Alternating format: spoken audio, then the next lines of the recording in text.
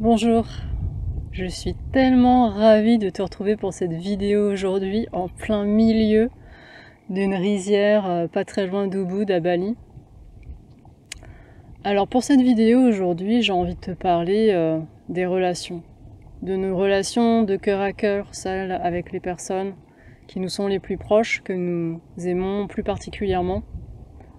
Et j'imagine que pour toi aussi c'est important avec ces personnes-là d'avoir une relation qui soit authentique, qui soit sincère.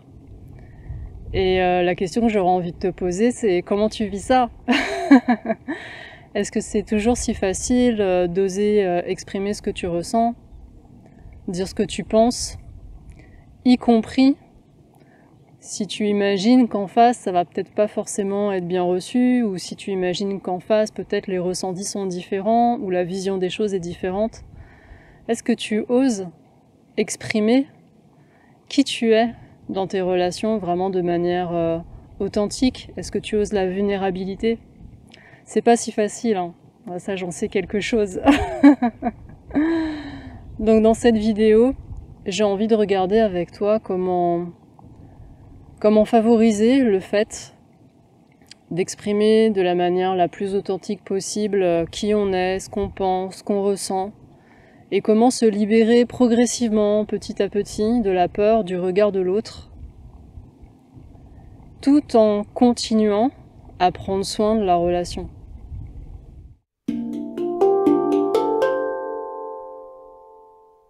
Je suis Karine Lépouchard, je suis thérapeute énergéticienne et enseignante indépendante. Et aujourd'hui, je vais parler avec toi, dans cette vidéo, de la manière de se libérer petit à petit de la peur du regard de l'autre, tout en continuant à prendre soin de la qualité de la connexion, de la qualité de la relation. Alors comme d'habitude, ce que je vais exprimer, je l'exprime à partir de ma réalité, donc à toi de sentir si ça peut t'inspirer, si ça peut t'enrichir, comment ça résonne pour toi. Et donc n'hésite pas à me laisser un petit commentaire sous la vidéo pour me dire justement comment c'est pour toi, et si éventuellement tu as des choses que tu as envie de partager ou si tu as des questions.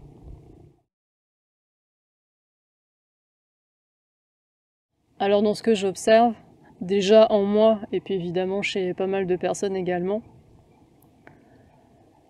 dans le niveau 0 de la peur du regard de l'autre, on est très nombreux, je pense, dans des relations surtout qui comptent pour nous, à peut-être être tenté de restreindre notre expression de nous-mêmes, à pas oser toujours dire les choses, à pas toujours oser faire ce qui pourtant serait bon pour nous. Et je me mets vraiment dedans. Et cette peur du regard de l'autre, cette peur de se montrer dans sa vulnérabilité, cette peur d'être vraiment pleinement soi-même face à l'autre, pour moi, dans ce que j'observe, ça peut venir vraiment de plein de raisons différentes. On peut avoir cette sensation de vraiment avoir à cœur de prendre soin de l'autre, de lui faire plaisir, voire peut-être de le protéger. Et cette manière de se restreindre, ça peut être vraiment là à partir d'une envie sincère de prendre soin de l'autre, de lui faire plaisir.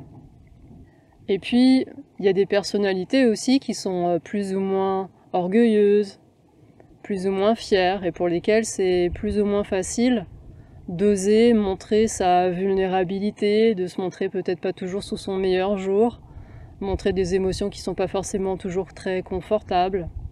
Donc ça aussi, chacun a sa personnalité évidemment.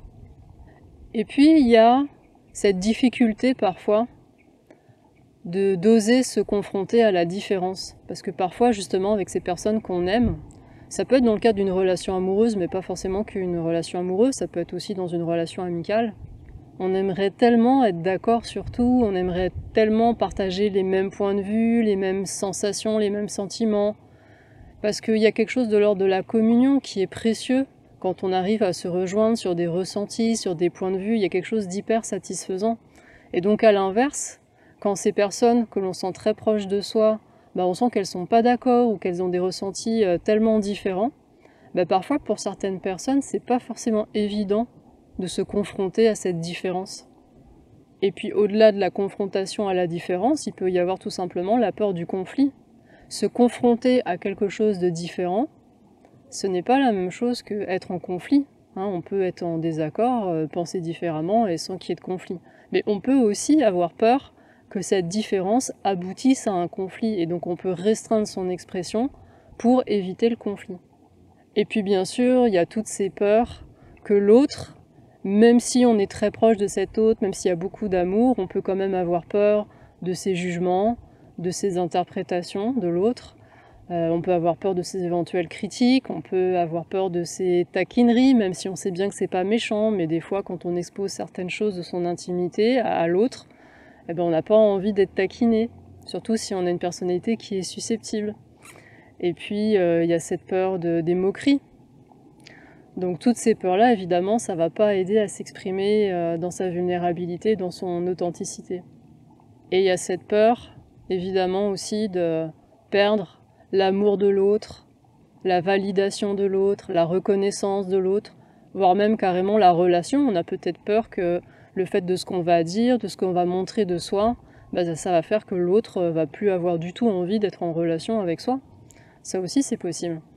Et donc pour tout un tas de très bonnes raisons, certaines que je viens de citer, mais je prétends pas du tout être exhaustive, hein, il y a plein d'autres raisons que j'ai peut-être pas forcément pensé à citer, on va sincèrement croire que se restreindre dans son expression, ne pas dire certaines choses alors que pourtant on aurait de l'élan pour ça, ne pas oser faire certaines choses, ne pas oser montrer certaines choses de soi, on va croire sincèrement que c'est au service de la relation, et on va croire sincèrement que c'est bon pour la relation de se comporter de cette manière-là. Donc ça, c'est vraiment le niveau zéro de la peur du regard de l'autre, de la peur de se montrer dans son authenticité.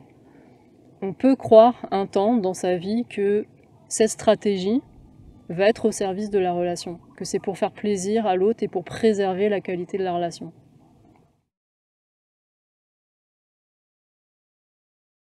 Alors je sais pas si tu t'es reconnu dans quelques-unes de ces bonnes raisons de ne pas oser s'exprimer pleinement dans son authenticité, de se montrer vulnérable dans ses relations. Peut-être même que ces raisons te paraissent tout à fait logiques et qu'elles te semblent être réellement de bonnes raisons.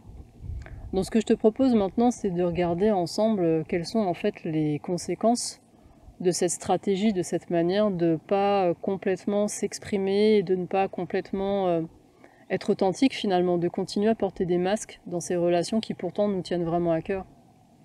Alors qu'est-ce qui va se passer concrètement en soi quand dans la relation, l'autre peut-être va exprimer un point de vue qui n'est pas du tout en accord avec ce que nous on pense, avec notre vision des choses, mais on va pas vraiment oser, nous après, dire ce que nous on pense en fait. Qu'est-ce qui se passe en soi? Qu'est-ce qui se passe en moi quand j'ose pas dire ce que je pense, quand j'ose pas dire ma vision des choses, sans forcément que ça annule ou que ça contredise l'autre, c'est juste ah ouais, toi tu penses ça, ben voilà, moi je pense plutôt comme ça en fait. Qu'est-ce qui se passe en moi quand je retiens mon expression, quand je n'exprime pas mon point de vue alors que j'aurais envie de l'exprimer? Peut-être que parfois dans leur relation, je vais voir la personne se comporter d'une certaine manière, faire quelque chose, qui peut me concerner ou pas d'ailleurs, et je suis pas en accord avec ça, mais j'ose pas lui dire. Et donc la personne va continuer ce comportement, et surtout si ça me concerne, ça peut vraiment créer des tensions et des inconforts pour moi, mais peut-être je vais pas oser lui dire. Je sais pas si ça te parle. Et puis parfois, peut-être que moi, dans la relation, j'aimerais exprimer des choses qui viennent vraiment de moi. Peut-être que dans la relation, j'aimerais vivre certaines choses, vivre certaines expériences, me montrer sous certains jours, montrer certains aspects de moi, mais j'ose pas. Parce que j'ai tellement peur de plein de choses, hein, comme on l'a vu tout à l'heure. Donc qu'est-ce qui va se passer en soi quand on va accumuler ces rétentions, ces non-expressions? On peut vraiment sentir, quand on fait vraiment attention, qu'on se met vraiment en présence dans son corps, qu'on va accumuler des tensions, mais c'est palpable, c'est dans le corps. Des tensions dans le corps, des crispations, des endroits où ça serre, des endroits où c'est lourd, des endroits où c'est comme chargé. Et ça va s'accumuler dans le corps de la personne qui se retient, qui n'ose pas y aller alors qu'elle aurait envie d'y aller. Et ces tensions qui vont s'accumuler dans le corps, elles vont aussi s'accumuler quelque part dans la relation. Et ce qui va se passer à moyen terme, c'est que la qualité de la connexion avec la personne, elle va se dégrader. la qualité de la relation à moyen et long terme, elle va se déliter, ça va perdre du vivant, ça va perdre du joyeux, ça va perdre du spontané, parce qu'on aura tellement retenu, on n'aura tellement pas osé, que la relation et la connexion, elles vont comme mourir à petit feu à chaque fois que je vais me retenir, à chaque fois que je vais pas être vraiment moi-même, à chaque fois que je vais continuer à porter des masques. Alors parfois, c'est un peu comme cette image de la cocotte minute avec la tension qui va s'accumuler, s'accumuler, s'accumuler. Et puis, il va y avoir un événement qui pourtant, dans un autre contexte, aurait été complètement anodin. Et puis là, boum, c'est l'étincelle qui met le feu aux poudres et ça explose. Ça part complètement en live et en cacahuète. Alors la personne, elle comprend rien, évidemment, l'autre, hein, à qui on n'a pas osé dire, parce que là, ça semblait vraiment, mais rien du tout. Sauf qu'en fait, hein, c'est vraiment l'étincelle qui a mis le feu aux poudres. Et ça, c'est vraiment la résultante. Et là, ça peut vraiment aussi beaucoup abîmer la relation quand il y a ces moments de décharge, parce que c'est exactement ça, hein, c'est vraiment une explosion de décharge. Et là, on va déverser sur l'autre, on va lui dire ces quatre vérités, là, ça va sortir de manière plus ou moins respectueuse. Et comme en plus, on a l'impression parfois d'avoir pris sur soi, en n'osant pas dire, on a l'impression quelque part d'avoir fait un cadeau à l'autre, d'avoir pris soin de lui, de l'avoir ménagé, donc on a l'impression d'avoir pris sur soi. Et là, des fois, quand ça explose, on déverse le truc, le paquet sur l'autre. Et comme on a l'impression qu'on a pris sur soi, on peut avoir cette sensation en plus que maintenant, c'est un peu à son tour, et bim, tiens, voilà le paquet. Maintenant, un peu à ton tour de prendre sur toi. Et on a un peu cette sensation, plus ou moins consciente, qu'en plus, c'est juste que là, c'est bon, on peut y aller, on s'est tellement chargé soi-même que maintenant, ce n'est que justice que ce soit un peu à l'autre de s'en prendre dans la tête. Et puis parfois, il y a des personnes qui n'explosent pas, qui rentrent tout à l'intérieur d'elles, et qui vont comme ça accumuler ces tensions, mais sans jamais les redécharger sur la personne. Parfois on décharge sur la personne concernée, parfois on va décharger sur une tierce personne. Une personne qui n'a rien à voir avec la relation, qui nous pose problème, mais qui nous sert un peu de défouloir, hein. Ça c'est aussi possible. Bref, donc tout ça pour dire que parfois on va se défouler sur quelqu'un ou sur l'autre, puis parfois on garde. Et là quand on garde, on peut aussi vraiment se faire beaucoup de mal, dans certaines relations où on n'exprime pas et on n'a aucun échappatoire, aucun moyen de décharger ces tensions qu'on accumule à l'intérieur de soi et qui vont dégrader aussi possiblement notre santé. Là vraiment, ça peut carrément générer des somatisations dans le corps et des difficultés vraiment d'ordre de la santé. Donc tu vois, quand on regarde les choses sous cet angle, à très court terme, en retenant son expression, on peut avoir vraiment cette sensation de prendre soin de l'autre, de prendre soin de la relation. Mais si tu regardes, hein, tu dézoomes et tu regardes les choses à moyen et long terme, je pense que c'est assez évident, enfin moi en tout cas dans ma réalité, c'est vraiment clair qu'à moyen et long terme, je prends soin déjà ni de moi, ça c'est évident, mais je prends pas soin de l'autre non plus. Et je prends surtout pas soin de la relation et de la qualité de la connexion en faisant ce choix, conscient ou inconscient, de me retenir et de ne pas oser dire les choses.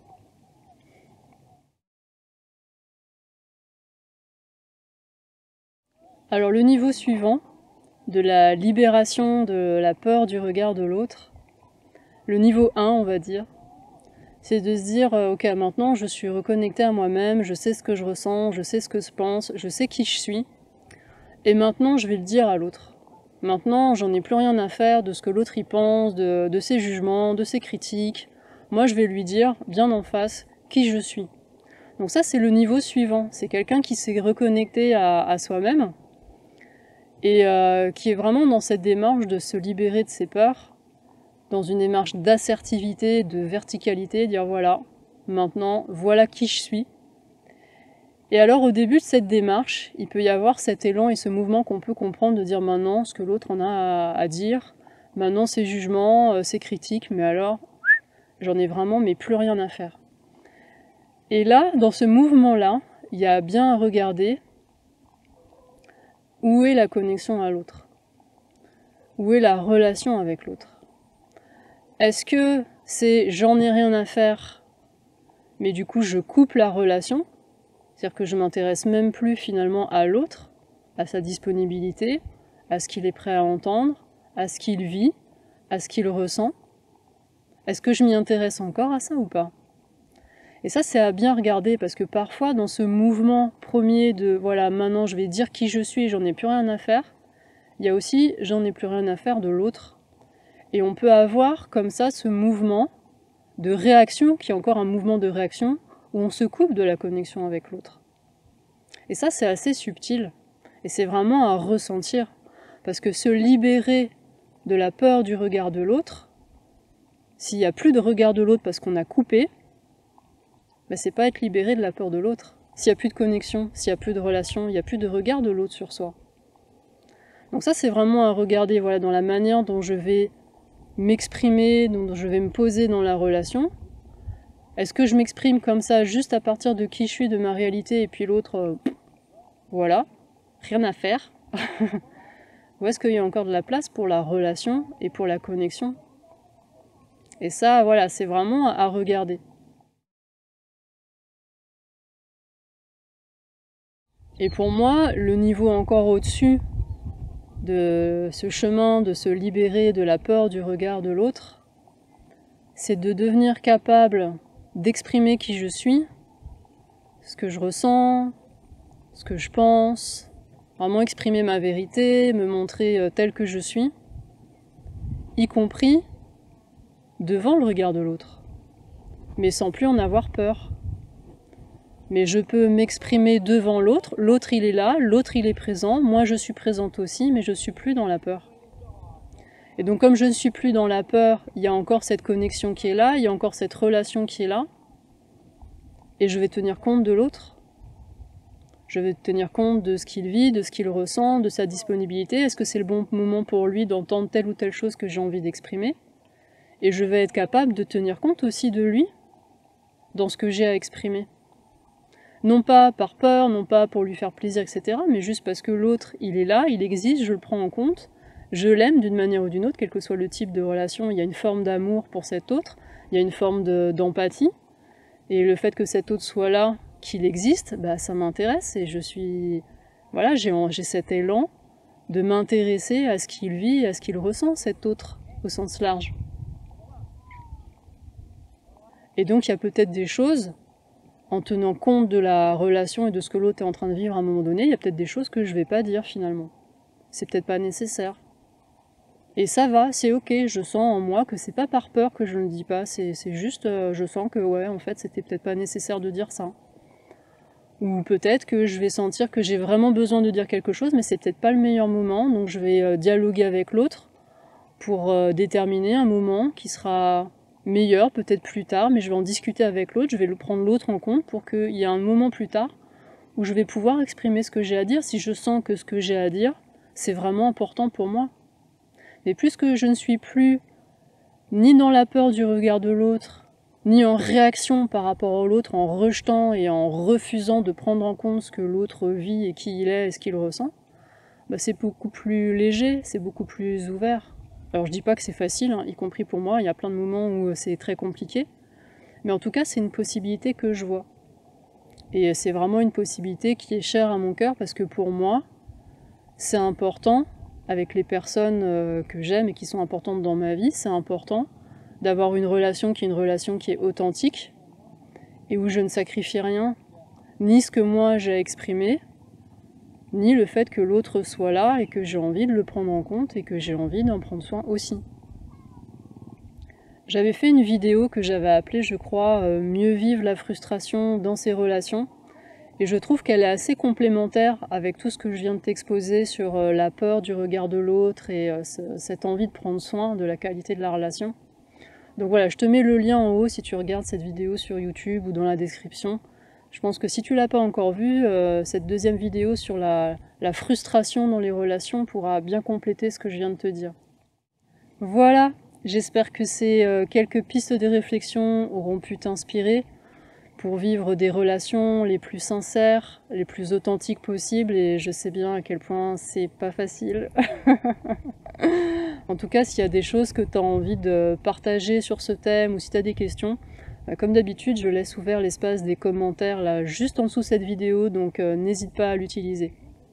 Et puis si tu souhaites soutenir la diffusion de cette vidéo, pense à liker la vidéo, tu peux t'abonner à la chaîne et puis tu peux aussi bien sûr partager cette vidéo très largement dans les réseaux sociaux, dans les groupes et partout où tu penses que ça peut être utile. Si tu as besoin de soutien, si tu as besoin d'accompagnement, je te remets le lien là juste en dessous. Si tu souhaites avoir plus d'informations sur les réservations de séances d'accompagnement en ligne. Je te remercie d'avoir regardé cette vidéo jusqu'au bout et je te dis à très bientôt pour une prochaine vidéo. Je t'embrasse. Bye bye.